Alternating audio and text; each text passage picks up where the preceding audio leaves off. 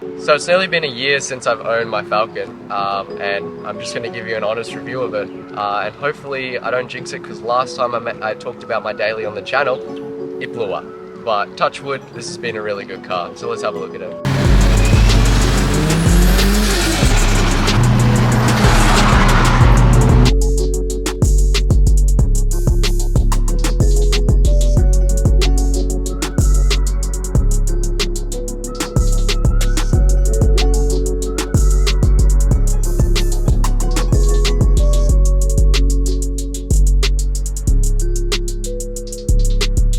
Best thing about a Falcon is, have you ever been driving home from work in your daily, not your race car, and you pull up next to an angry Lancer driver?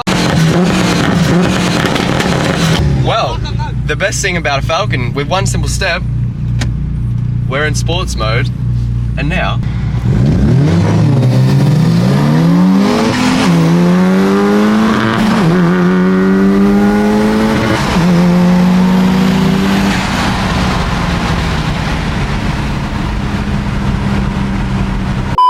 So I've used this ute as a ute, what it's intended for, so many times, chucking the lawnmower in the back, chucking the motorbikes in the back, help my old roommate move a mattress and that, and it's quite funny. I even had this loaded up with a mattress and heaps of furniture, and I raced an Evo 10 and I beat it.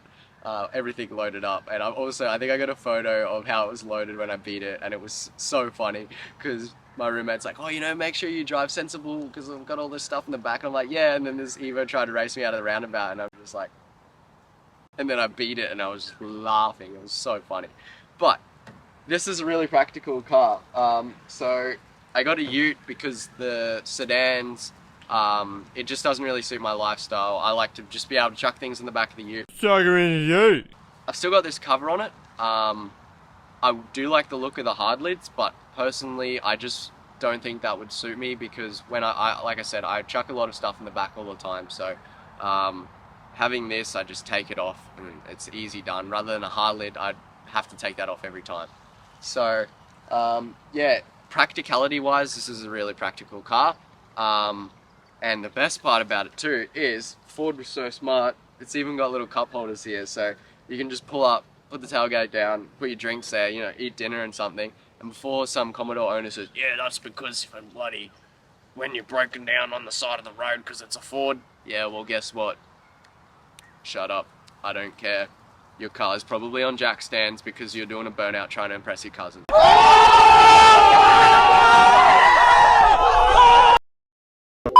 So, this Falcon's amazing. But that leads me on to the next thing, is when you drive this car, especially, I don't know if it's because it's got the big front mount on it, it does attract some of the wrong attention. Like, there's a lot of Falcon owners out there, I'm sorry, that aren't as sophisticated as the FG Turbo owners, and basically you go past a B8 Falcon, a P-plater, and he just mangs it as hard as he can past you, and does like these ones out the window, and I'm like, man, I'm just trying to drive back home from work, like, leave me alone, please. But other than that, yeah, you've just got to be wary that if you do some things to your Falcon, even if they're stock, I've seen people drive like idiots next to them. But it makes me laugh. I don't mind. It's harmless, but it's pretty funny. Something to keep in mind. It does happen. So, under the bonnet, we are rocking the iconic Barra Turbo. So, not the Bearer, as the Americans say. This is Barra for Barramundi, after the fish. Fun fact, it used to, when they were designing it, they were going to call it the Gull because it shits on all of its other competitors. I'm not joking. You can look that up.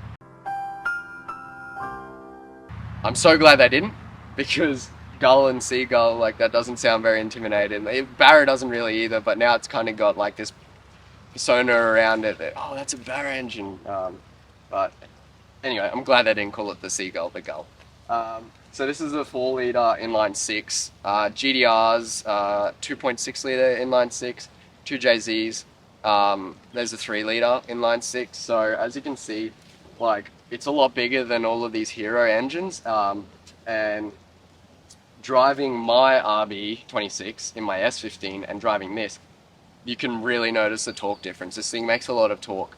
because of the displacement. It doesn't rev as freely and rev as high because it's a lot bigger, but torque-wise, it has a lot of torque, and that is another reason why I opted for a Falcon, a Barra Turbo to tow, because it has the torque for it. It should do it quite easily. So we don't have anything too crazy going on here. I've got my Plasma Man intercooler kit and intercooler. I've got like an Ants intake on it, still on the stock turbo, running stock boost. Like I said before, 16 PSI I think is stock boost on these, and it's making 430 horsepower. So I could definitely turn the boost up and make a lot more power. I could chuck it on E85 and I could see 600 horsepower easily, because this has all the supporting mods that a Barra needs to be able to make that power safely. But it's my daily, so I have to fight the temptation, and I don't know, maybe one day I'll get a daily for my daily, and then that way I can turn this thing up.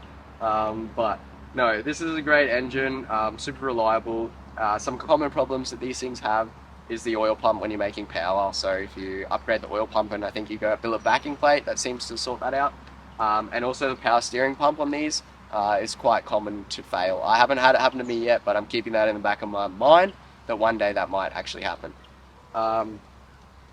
Another thing with the gearbox with the ZF box is, I think they, correct me if I'm wrong, but I believe it's actually a like a coolant line runs through there, like a metal line, and they can corrode over time, and it mixes the oil and coolant into your gearbox, and you can milkshake your box, as they say. Again, something that I've got in the back of my mind, but because I want to tow with this car, I'm going to go to an external transcooler anyway, just to help the gearbox. I want to do everything I can to keep it running nice. But yeah, it's a really great engine. Like, it's so smooth. It's so smooth. I can't get over it. And like I said, there's not that much done to it, and it makes 430 horsepower on 98, which is pretty impressive. I always wonder how much power I could have made out of my S15 if I put one of these in instead of the RB, but I guess we'll never know. So, other than that, it's been a great engine. So let's move on to the interior. So I think the most important things that you can get for a daily is a car with working aircon and a good sound system. So with this, I've got a kicker sub in it that I wired up using a 2-channel line out converter. I believe that's what they call, correct me if I'm wrong. And I had to tap into each side of the speakers because this car's still running the factory head unit. So I wired that in, and now I'm running a kicker sub and amp, and then I've also got kicker 6x9 speakers behind the seats. And these are supposed to fit a 6x6, but what I've done is I just got a 6x9 wooden screw-in mount. I believe it's like a spacer, and I just put that on the back of it, and I screwed the screws into that, and I've actually sandwiched the speaker and the carpet behind it, and that's what holds it in place, because they're like, oh no, 6x9 won't fit. So I was like, oh, I'll just do this, and it works perfectly. So that's my speaker setup. It sounds awesome. I think like I said, it's a great investment for a daily car. And that brings me on to the next thing. So what I don't like about these is the IC. So look at how faded it looks, like a faded calculator screen, because this is a Mark 1 anyway. The Mark 2s have a really nice screen, but you can't upgrade the ICC screen to a Mark 2 without sending it away, and I think it has to be reprogrammed or something like that. And if you take it out, you cannot move your car. So as soon as you do that, your car becomes immobile, because it controls a lot of things, I think, through the ECU. And there are aftermarket fascias that you can get that will run an aftermarket head unit, but I don't think I've come across a single one that has a good review. If you have a Falcon and you know a good upgrade to use, please let me know, because I've been looking for one for a while, and it would be a great upgrade for this car. So yeah, that's another thing that I don't like about the car. The interior itself is quite cheap. Like, these door handles are known to break a lot. The headliner, sometimes it sags. Mine doesn't sag, and my door handles haven't broken yet, touch wood. But again, it's one of those things that I'm thinking is going to happen. But in terms of like the seats in the interior, like these are still the stock Falcon seats. They're so comfortable. It's honestly like a couch. Like I drove this car back from Brisbane, which I think is like a 21-hour drive from where I live, and I thought I was gonna hate it on the road, but this stock suspension still super comfortable. It's really, really good. And these seats, it makes it a really fun, smooth car to drive on the road. I would like to drive this thing without the wheels that are on it because they're 20s as well. They have a real thin sidewall. This car is comfortable, but I feel like it could be a lot more comfortable with a thicker sidewall. But yeah, very impressed with how it drives. Interior is a bit cheap, but we can upgrade that. I'm probably going to paint some things black and in the interior, and then like I said, if I can find a good head unit adapter, the ICC thing, then I'm going to be stoked. So like I said, let me know if you own a Falcon and you know of a good upgrade, yeah, I'm going to look into that. What I need to point out is how good does this car sound.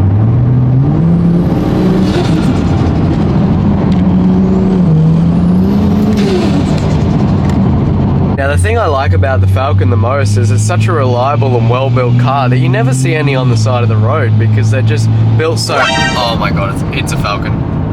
It's a Falcon on the side of the road. What happened, Mr. Drifter? So I know a lot of you would be like, why don't you get a four-wheel drive? That way you can tow your cars to the track and around, because I do a lot of towing and I do need a tow car. But I've specifically chose the Falcon with the ZF box because the auto ones can actually tow. The manuals seem to have some dramas with the clutch towing, but I opted for this one being an automatic because it can tow. And yes, the ride height is pretty ugly and I hate it, but I've left it stock rears because if you reset the leaves in the rear, when you tow a trailer, it basically just drags on the ground. So yeah, it doesn't look the best and I don't like how it sits, but I'd rather the practicality as this is my daily. I haven't really done too much to this car since I bought it because it's got everything that I wanted to do to a Falcon already done to it, and that's specifically why I chose this car. So this has got a front mount intercooler, a 4-inch dump to a 3.5-inch exhaust. It's got a upgraded fuel pump. I think it's a 460, I believe, with 1000cc injectors, still on 98. And of course, it's got the common Barra billet oil pump backing plate and oil pump upgraded, as that is one of the things that, one of the issues that these cars have when you start making a bit of power. So other than that, the head has also been reworked, so it has a head gasket done to it, ARP head studs, and it's also got new valve springs and retainers. As a daily, this is so much fun. So I should have got a four-wheel drive. Yeah, it would make life easier, but I'm just under that impression that you should always have a fun daily, because if you have a fun daily, then every drive you get, you're gonna have fun in your car. And this thing makes all the right noises. It cruises really well, and you forget that you're actually driving it until you go to overtake someone or someone pulls up next to you and you go, oh, that's right, I'm in my Falcon. So this has been a really cool car to own, and I'm very happy with my purchase. So, like I said, I haven't done too much to this car, but the wheels, for example, these are 20-inch Vitinis that came with it. Common Falcon wheel, not a fan of them. I never in my life thought I'd be running 20-inch wheels, and it's quite embarrassing to actually say that out loud and on camera. But the plan for this car is to go potentially 19-inch two-piece works, like T7Rs or something. I think they look really good on these cars. But yeah, like I said, these weren't my choice. Not the biggest fan of them, but they do the job. It's a daily, I don't want to spend too much on it. I've put these taillights on them. I just like the look of them, especially when they're on. The turbo badge has been blacked out. I didn't do that. I'm probably going to debadge this tub anyway. I just think it looks cleaner. And I put these smoked side indicators on them. It just kind of ties the theme of the black and silver kind of look. Of course, we got the big front mount popping on down there. Literally stretches to this part of the car as well. I think that's pretty cool. I quite like that. This here, this is like a badge delete. I can't remember what company made this. I'm not the biggest fan of it because it looks a bit different to the OEM look. I see Mr. Plastics or Mr. Body Kits makes a nice one now that does the delete, and I might do that down the track.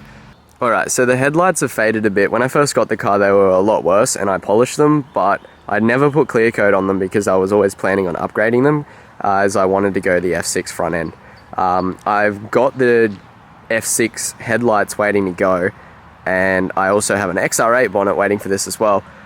But I went to go and look at the prices for an F6 bonnet, and I don't know how badly I want to do that now, and now the headlights have faded a bit, so I'm kind of on the fence, but I know I should polish them. I'm just like, oh, what's the point in polishing them when I got new headlights to go on? Anyway, I quite like the styling. I love the FGs. I went for an FG because I'm not the biggest fan of the BA, BF, but I think this car looks pretty good. And as a daily, like I said, I wanted a fun car to drive that looks half good, and that's why I didn't want a four-wheel drive. So every time I drive my car, whether it's to work, whether it's to shops, I have a fun car to drive.